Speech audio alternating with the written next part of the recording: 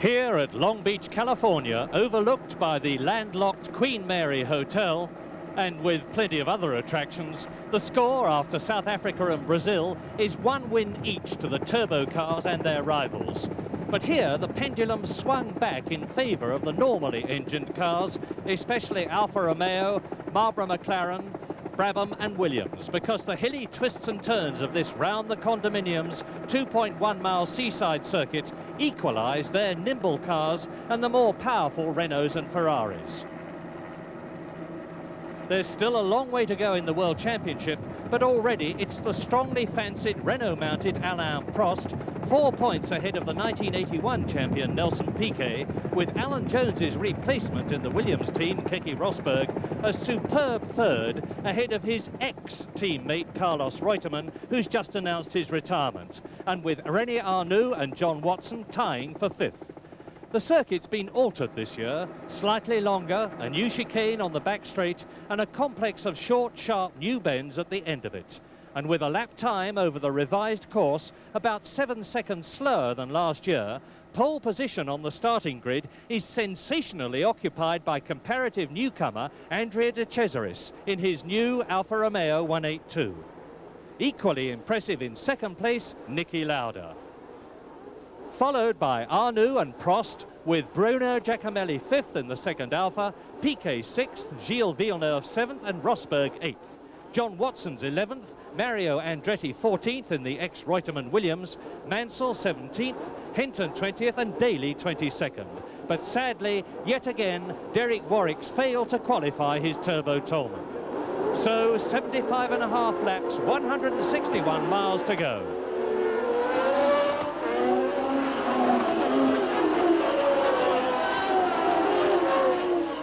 A good, clean start, and first down, it's Andrea De Cesaris. Behind him, René Arnoux in the Renault. Third, it's Niki Lauda. Then Bruno Giacomelli, Villeneuve, Prost, Pironi, and Keke Rosberg.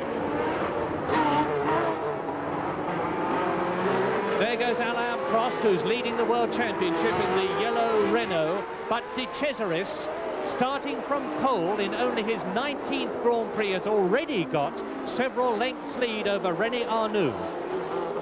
Yes, it's a big test for Andrea De Cesaris. He's under the biggest pressure of his life, and last year when he was driving for the Marlboro McLaren team, he made an awful lot of mistakes. He's now, for the first time ever, out in front of a Grand Prix, starting from pole with all the pressure, the car going very well, and he's already putting in a bit of a scorching first lap, which can possibly be a sign of pressure, because one's really got to take it steady. There's no hurry. Incidentally, for the viewers finding difficulty identifying between the Marlboro McLaren and the Marlboro Alfa, the Alfas have the black rear wings. So De Cesaris and Giacomelli have black rear wings. Otherwise, the cars look very similar. That's Lauda in 3rd place, just going through there. Black wing of Giacomelli in 4th place. Round Le Gazomé, the very tight hairpin with the Queen Mary in the background. The tail end of stream round, there's De Cesaris leading Arnoux, and right behind Arnoux now, it's Niki Lauda. And watch the V12 Alfa Romeo car hurtling down Shoreline Drive. This is the fastest part of the course. It is some 160 miles an hour. Now into the new complex of bends. De Cesaris, 22 years old. Then Arnoux, then Lauda. There is Bruno Giacomelli. Gilles Villeneuve is in 5th position in the Ferrari. Lauda pushing Arnoux very hard indeed, and Renault seem to have almost entirely overcome the turbo lag, which could in the past have caused a lot of problems around a twisty circuit like this. There's the end of the first full lap in this 75.5 lap race. Lauda 3rd, Giacomelli 4th, Villeneuve 5th, and Alain Prost in the Renault in 6th position. And that is one of the ATS cars. It's Salazar, Eliseo Salazar, the Chilean driver, with the rear wheel practically smashed off the car. Yes, they don't forgive much, these walls. There's De Cesaris leading, looking very neat and tidy and comfortable. He had a terrible record of accidents last year, crashed at some stage in practically every race meeting that he was involved in, and really seemed capable of keeping it on the island. And of course, this is the big test. A lot of the cynics, I suppose myself included, have been saying that 10 laps around here with all the pressure of leading will be quite a feat for De Cesaris on past form to have completed, but we've already done 6 laps and he's not looking like making a mistake, and Lauda's looking comfortable in third, but Lauda would probably be the quickest car on the circuit, but of course he's got the old problem, stuck behind a turbo car. He's not too worried yet. De Cesaris is still well in sight, but he'll be beginning to look for a way round if he can find it. And Bruno Giacomelli in the second of the 2 Alphas is closing right up on Niki Lauda. Now Niki Lauda, and Giacomelli's going to try and go through. He's right up alongside Lauda, locked up, smashed Arnoux's car, and there's a driving error. And poor René Arnoux, right early in a Grand Prix again, is out of it, as is Bruno Giacomelli, and up into second place then goes Niki Lauda. Yes, here we see it again. Giacomelli coming up behind Arnoux slowed Lauda down. Giacomelli went up the outside, and you'll see here he just leaves his braking too late. Over-aggressive driving by Giacomelli. Poor Arnoux, completely innocent victim of that. Lauda saw it coming. He was looking to get past Giacomelli on the inside anyway, and he was able to keep well out of the trouble. But bad mistake by Giacomelli. Impetuosity has been a feature really of both of the drivers in the Alpha team in the past, but so far no sign of that being shown by De Cesaris, who's really driving very well indeed in front, although he does look to be pushing very hard. And on this tight circuit, these unforgiving walls, the difficulty is when you're young and inexperienced to start forgetting that it's such a long race. It's a long, long way. Lauda taking it pretty steady. He'll be happy with that accident because he's now got a clear run at De Cesaris. He's a clear second place, and we're going to have to see now if he can start eating into that lead that De Cesaris has got of about 5 or 6 seconds. The enormously experienced Niki Lauda, because this is his 116th Grand Prix. But let us not forget that he was out of racing for the whole of 1981 and 1980. And to be as far up the field, there is De Cesaris in the lead, as Lauda is now, is a magnificent achievement. Only his 3rd Grand Prix since he came out of retirement. But hats off to De Cesaris, number 22 as well. Yes, Lauda's really on top form at the moment. He absolutely dominated practice. Although De Cesaris managed to get the pole, it was... Oops, and who's that? That's Pironi. Didier Pironi. It was in 9th position in the Ferrari, out of the race. Yeah, it looks just like a breakdown, but Lauda dominated practice. And that's John Watson. Now, this is significant because he's the fastest man on the course, and he's gone up to 3rd position ahead of Gilles Villeneuve and Keke Rosberg, with Piquet in 6th position. So Watson the fastest, and he's in the same type of car as Niki Lauda.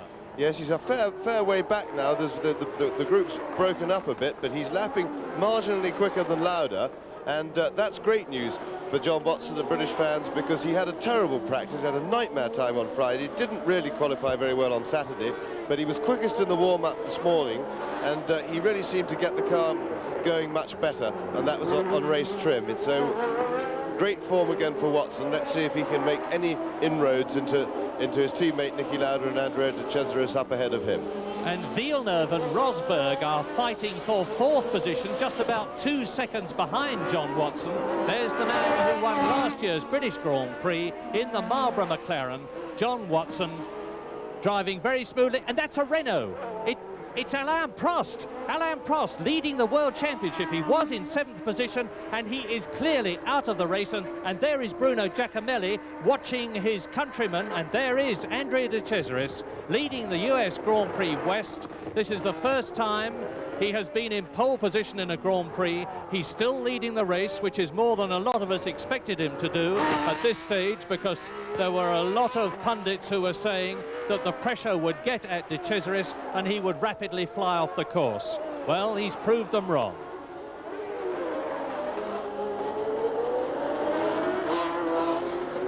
And now Andrea De Cesaris in the lead with Niki Lauda. There he is behind him. He's closing up on Brian Hinton to lap him. Yeah, this of course is a moment of maximum pressure for De Cesaris. Lauda is behind him. He's closing quite perceptibly. In fact, I should think De Cesaris can probably get him in his mirrors now on the straight. And of course, it's a time that can cause panic, and De Cesaris has certainly shown in the past that he's quite capable of panicking.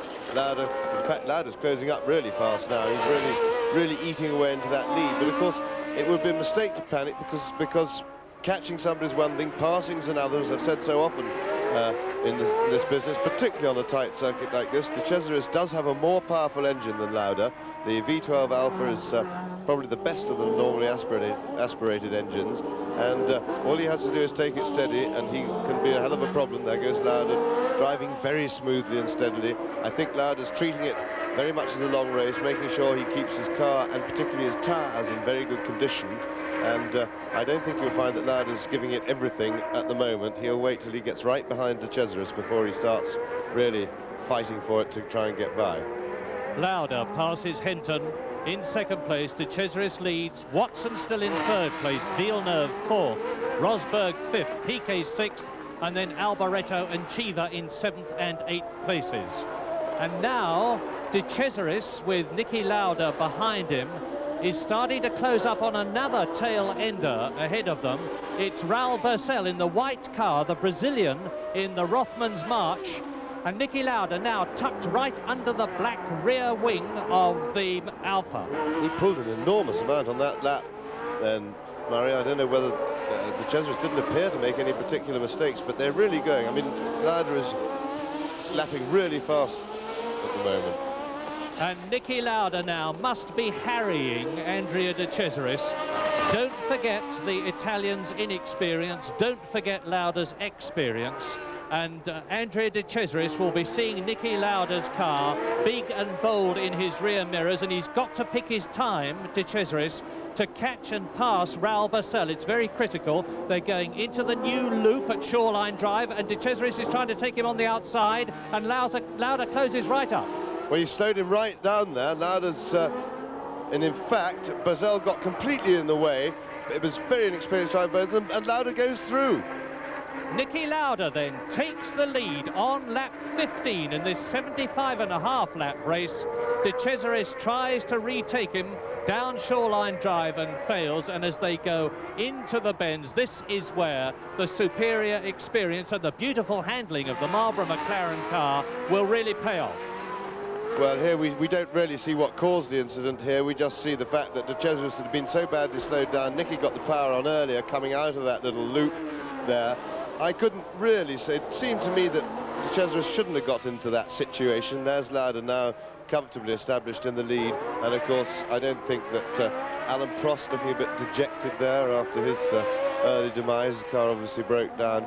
But I have to say it was most unfortunate. Bercel really got in the way badly, and I think De Cesaris probably didn't handle it quite as well as he should. But mostly a shame for us viewers. Spoilt the race. Well, here's another race very much going on. Gilles Villeneuve, and incidentally, and that's Andretti. Andretti in the Tag Williams car, the man who's taken Reutemann's place, is into the pits in 9th position as round the right-hander goes the Parmalat car of Nelson Piquet, and now Keke Rosberg is starting to develop a terrific scrap with Villeneuve in the Ferrari for 4th position behind Lauda, De Cesaris and Watson. And look at the rear wing of the Ferrari. It's got a most peculiar staggered split effect, which is alleged to improve ground adhesion. Yes, well, it's really a cheat on the regulations. I say a cheat on the regulations. It's a loophole in the regulations that Ferrari has spotted, because that rear wing is much wider, which is a great advantage than other ones. But in fact, they've got round it by saying there's nothing in the rule book to say how many wings we can have, and they say they're 2 separate wings, which in fact they are, which is why they're mounted one ahead of the other. That it is 2 separate wings of standard width, which makes a double wide wing, which is will obviously be clarified in the regs in due course. Villeneuve and Rosberg closing up on Brian Hinton and Raul Bercel. Raul Bercel has been passed now by Villeneuve and now by Rosberg. And so it's Brian Hinton. There is the orange arrows of the man who drove for the Tolman team last year. Villeneuve in 3rd position and Rosberg in 4th place, chasing Niki Lauda and Andrea De Cesaris. So it is the V8 Ford Cosworth car of Niki Lauda heading the V12 Ferrari, Alfa Romeo, then the V6 Turbo Ferrari, and Rosberg is going to try and take Villeneuve, and he's done it. He's got through a much nimbler car. Yes, he got the power, and well, now he's got the inside line for the little loop, the new corner, and he got the power out of the hairpin absolutely beautifully. The Ferrari, a little bit of lag with the turbo, but of course the Ferrari's right behind him, and we got a little bit of a straight coming now, and the Ferrari has got a huge power advantage. And look at him eat it up. Look at that. Villeneuve just driving past the Saudia Williams on sheer power, but Rosberg having a little bit of a stab back, but he was too far behind. The Ferrari must have pulled something like 10 or 15 lengths on him then. Well, the Ferrari is powered by that V6 turbo engine, which develops over 550 horsepower. That's Pironi's car, parked by the side of the road, incidentally. And the Ford Cosworth engine, good as it is, doesn't develop that sort of power, which is why there is now this political battle about the weight of the cars. They're starting another lap, and Rosberg is going to have another go, I do believe, at Villeneuve as they shape up. Villeneuve braking hard, the car almost slowing a bit, plunging downhill into the left-hander here, and now this is where Keke Rosberg can close up on the Ferrari, which, even though it has a new chassis, is not handling as well as the Williams car. By the way, this is the last race that the FW07 Williams will be racing in, because the next one at San Marino will see the debut of the new Patrick Head-designed W08 car. And Rosberg does it again. This is where Rosberg took Villeneuve. Now, can he hold it into the loop? If he can, it is on the cards that he may be able to keep ahead at Shoreline Drive this time. Yeah, well, he'll have to go through that loop quickly, but he's done it much better than last time. He's got quite a big lead on the Ferrari. In fact, he was very quick through the loop. As the Ferrari's eating back into that lead, though, look at that. Catching right up inside him. Rosberg takes the inside. Villeneuve trying, oops, and Villeneuve has lost it. He was trying to go down the outside then, and he just didn't turn in quite soon enough. Good old Villeneuve, look at that, a real racer, and he's still got away in front of Piquet. And now they're closing up on Derek Daly. There goes Daly through in the Theodore, but what a masterly recovery by Gilles Villeneuve in the Ferrari, with Rosberg, the two greatest chargers on the circuit, and that is Keke Rosberg in position that we're looking at now. In third place, Keke Rosberg. Villeneuve behind him, and he's pulled away from Villeneuve, of course, now. So it's Lauda, De Cesaris, Watson, Rosberg. Well, now we're going to see it again. You see Villeneuve just marching back beside him. Rosberg goes to the inside line to make Villeneuve go the long way around. Villeneuve gets up alongside him with the vast speed of the Ferrari, but he's leaving his braking a little late, and he just catches, he turned in a little late, just caught the slippery stuff on the marbles on the outside, but he holds it absolutely beautifully. He's kept the engine running, obviously, because he gets straight away into first gear, and he still got away before Piquet arrived, which was quite an incredible piece of car control. And on lap 27, Keke Rosberg, number 6, has caught John Watson, who is in third position. So, Lauda leading De Cesaris, and what a battle for third position between Watson in the Marlboro McLaren. Keke Rosberg in his first season with the Tag Williams team, driving magnificently, and that's a bravo. That is Nelson Piquet. That is the world champion who was in 6th position, having just caught Villeneuve. He's obviously hit the barrier, he's deranged the rear suspension, jumps out of the car like a jackrabbit to safety. Yes, well, a nightmare weekend for Piquet. He did that in practice yesterday as well, so that's 2 walls in 2 days running. Not a good race weekend for Piquet. And look at Rosberg harrowing Watson there. Watson was well clear of them earlier, and he seems to have slowed down a bit. He's come right back to Rosberg, and he's lost ground to the leaders, so Watson would appear to be in some sort of trouble, although it's obviously not serious. It may be that his tyres are going off a little bit, because there's nothing visibly wrong with the car. He seems to be braking all right. And that is Riccardo Patrese, who has spun out apparently, and look, he has knocked off his car the offside front aerofoil, which won't necessarily affect him much. And now Keke Rosberg is closing up on Watson on Shoreline Drive. The Williams looks faster than the Marlboro here, and it clearly is. And Keke Rosberg is going through. Is he? Can Watson stave him off? No. Rosberg on the inside line moves up into third position ahead of John Watson. So now is Lauda. It's Lauda, and then De Cesaris, and now Rosberg. There goes the Tag Williams, and look at the gap now between himself. In fact, John Watson seems to have dropped right back. Yes, here we see it again. Straightforward thing. Rosberg got out of the corner of that little loop onto the straight, a little bit quicker than Watson. His momentum's carrying him alongside, and then he gets the inside line. They're side by side. It's just a straightforward braking manoeuvre. The interesting thing was, though, that I think Watson is getting a bit beginning to slide about a bit, because in the corner after, as he came out, you see Watson slid a little bit wide, and he's obviously skating about a bit. And that is that's Jean-Pierre Jarier, the Osella driver. Incidentally, Keke Rosberg is on Goodyear tyres, and John Watson is on Michelin. And look at that crash truck. Now, Nelson Piquet's car there is right on the racing line. So if Piquet's car's on the racing line, that means the crash tender is even more likely to be hit by somebody. Although drivers' reflexes are fantastic, they are going to exit that corner on a blind line and find Piquet's car and the crash truck there together. Well, here is Rosberg. You'll notice he hasn't got any engine cover on his Williams car, and he's now on his own, and that is Lauda through. That's terribly dangerous. Lafitte. Jacques Lafitte stopped, pushing his car out of the way. Better than the breakdown truck moving it. And John Watson, we've just heard that John Watson has slipped down to 6th position. So now we are looking at the battle between Villeneuve and Alboreto for 4th position. Gilles Villeneuve on the right in the Ferrari in 4th place. Alboreto in 5th position in the unsponsored Tyrrell, and down to 6th place goes John Watson. So very clearly John Watson has got some sort of a problem, and I would imagine it is handling rather than engine.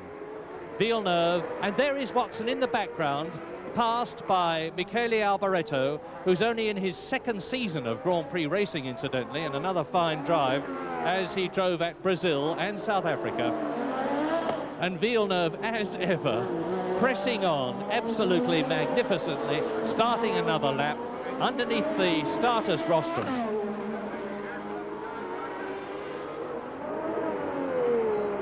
Look at the flames bursting out of, and that's John Watson.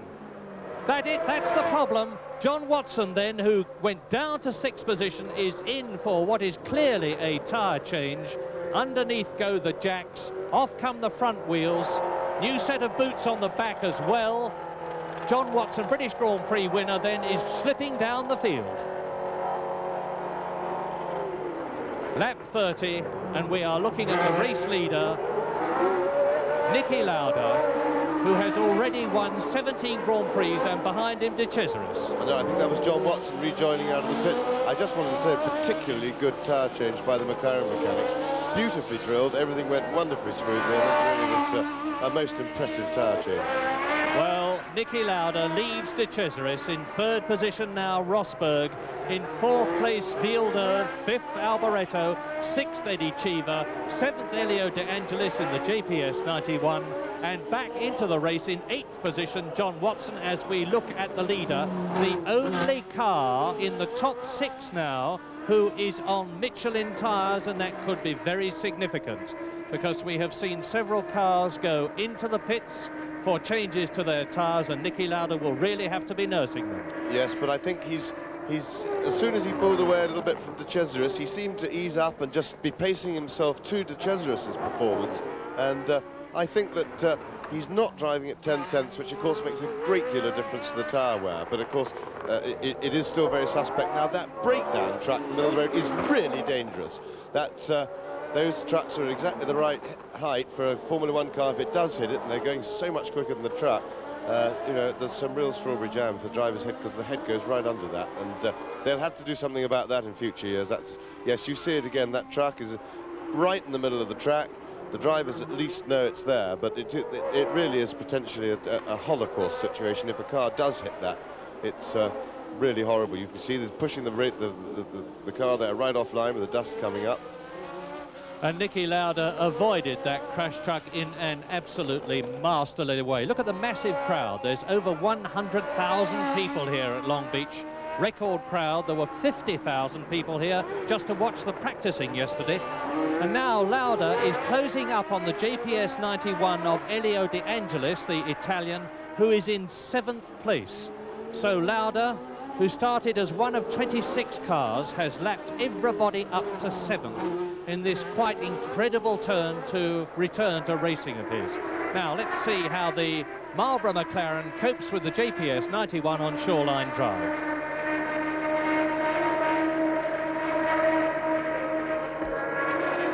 Absolutely effortlessly seems to be the answer.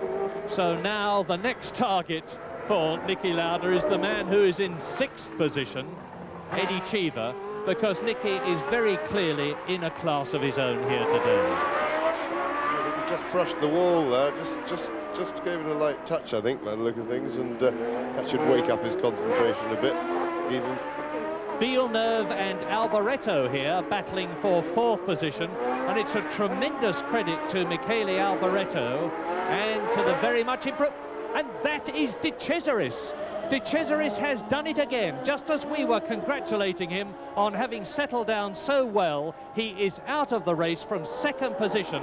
Now, whether it was a driver error or, to be fair, the car problem, I don't know, but whatever it was, he is clearly very much out of the race. yes, a great shame, because in fairness he's done himself great credit in this race to have lasted as far as he did, because he's chucked it away in just about every other race, and under the moment of supreme pressure he managed to keep it on the road, and then having gone over half distance of the race, now it looks very much as if he's chucked it away again. And quite honestly, that must really put his career in very serious doubt, because on his big day, even with all that experience last year gained at how to drive it into walls, he still managed to do it again. What a shame.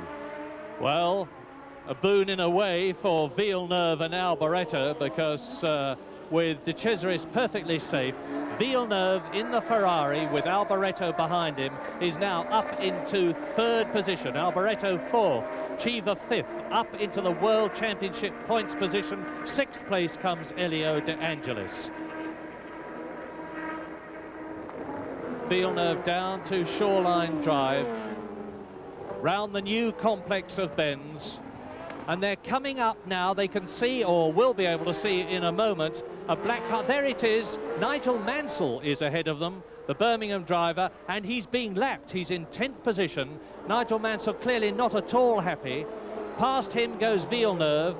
Mansell drifts out a bit. Michele Alboreto drops back, but now he will go through and take Mansell on the outside, and clearly Mansell's JPS 91 is not going at all to his liking, as down Ocean Boulevard again on their way to Linden Avenue and on to turn 10 and the Indy corner go Villeneuve. There he is in the turbo Ferrari, and Michele Alboreto 3rd and 4th, and that's Brian Henton's arrows, with Henton climbing out of it. Looks as though he's in the fencing and all right. And on lap 37 then, as Patrese is catching De Angelis, there is the order.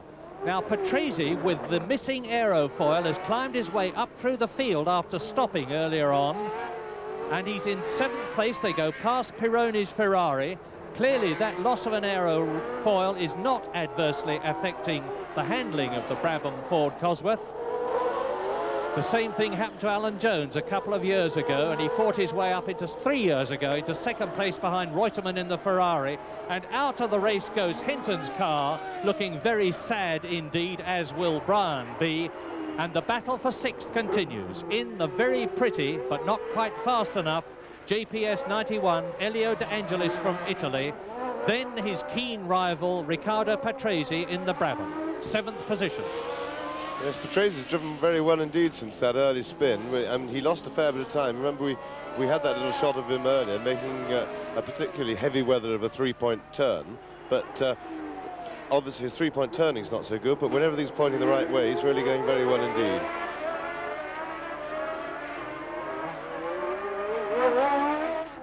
Now Patrese closing right up on De Angelis as they go into the Shoreline Drive loop. This is the battle for 6th position behind Nicky Lauda, Keke Rosberg, Gilles Villeneuve, Michele Alboreto and Eddie Cheever. Cheever going well in the Talbot Matra. Now is Patrese going to try and get through here? Out on one side, through on the other, but De Angelis slams the door in his face, holds his line and his place. Plenty of jockeying for position between the two Italians, particularly Patrese, both known to be fairly enthusiastic overtakers and movers about the place. That is the wheel of De Cesaris's car. Not that De Angelis or Patrese will see it, and it's not in a dangerous position, although I'm surprised they haven't taken it away. The man on the rostrum is ready to show the blue flag to tell De Angelis that Patrese wants to get by, but I don't think he needs to bother because Patrese is through. Oh, that was really squeezing it. Patrese, as I say, that was about as tight as you can squeeze it for an overtaking manoeuvre. But he feinted one way, sent De Angelis over there. It was a good little feint and weave. Yeah, here we see it again. We see him dive across and then dive to the inside. De Angelis was fooled, gone to cover the outside where he thought Patrese was, and Patrese successfully sold in the dummy. Despite all that, though, it was well on the limit, that manoeuvre. And there is the incredible Niki Lauda, who is now ahead of 10th place man Nigel Mansell, up to the 5th place man Eddie Cheever, and about to lap him. The incredible Lauda with 17 wins, 15 second places, 24 pole positions and 17 fastest laps and 2 world championships, both for Ferrari, behind him, on his way to his 18th win if he can just keep going. Yes, he's got, there he goes, just nipping past Ligier there, but he's the demise of De Cesaris must have been a great relief to Niki, because I think he will undoubtedly be aware, being a very bright driver who makes it his business to know what's going on around him. He'll be aware that the other Michelin shod cars up front have mostly had tyre troubles, and so would have been very keen to get rid of De Cesaris, just so that he can ease it up that little bit that he needs to really look after the tyres, trying not to slide the car and generally keep the thing in order. And of course he's got a very big cushion now back. That seems odd. It is because, for reasons of convenience, they start on one side of the circuit and finish on the other, so they have to do a half lap before they get onto the first full lap. Well, Niki is into the closing stages of the half lap that is critical, and on to the beginning of his 75th and a half lap, past Pironi's car. And no words of mine can be good enough to praise Niki Lauda, who has driven an absolutely faultless race, and the critical time for him was when Bruno Giacomelli, now he is into his last lap, lap 75, and past the starter on the rostrum. And as I was saying, the critical point was when Niki Lauda caught and passed Bruno Giacomelli when he hit Arnoux. Yes, that opened everything up nicely for Lauda, and then of course being able to get past De Cesaris so easily with the back marker rather spoilt the race from us from a spectator point of view, in that we didn't get the real lead battles that we might have done. But Lauda dominated practice. His comeback has really arrived. He has driven absolutely faultlessly. He drove very, very well already this season, but had nothing in fact to show for it, no results to date. But now he's got the really big result. Only his 3rd Grand Prix since he restarted. He's super fit, as you have to be nowadays. These cars are a real struggle to drive, and he got the car out front, and then he took it very easy. He's looked after everything. He put on a little spurt just now as Rosberg was catching, when Niki eased up to look after his tyres, just proved that he was well in command, and he's driven absolutely faultlessly, and I have to say is driving at least as well, if not better, than over his last couple of seasons. Now, Niki Lauda has done the shoreline drive section for the last time. He is going up into the Michelob bends, then up Pine Avenue, round the right-hander, into Ocean Boulevard, and when he gets there, he will see that most welcome of all sights for a racing driver, the checkered flag, to tell him not that just he's finished, but that he has won. So Niki Lauda brilliantly wins his 18th Grand Prix from Keke Rosberg in the Williams. 3rd, Gilles Villeneuve Ferrari. 4th, Riccardo Patrese Brabham. 5th, Michele Alboreto Tyrrell. And 6th, De Angelis in the JPS. And that, of course, makes differences to the World Championship table, with Keke Rosberg into the lead, 1 point ahead of Alain Prost, who is 1 point ahead of Niki Lauda.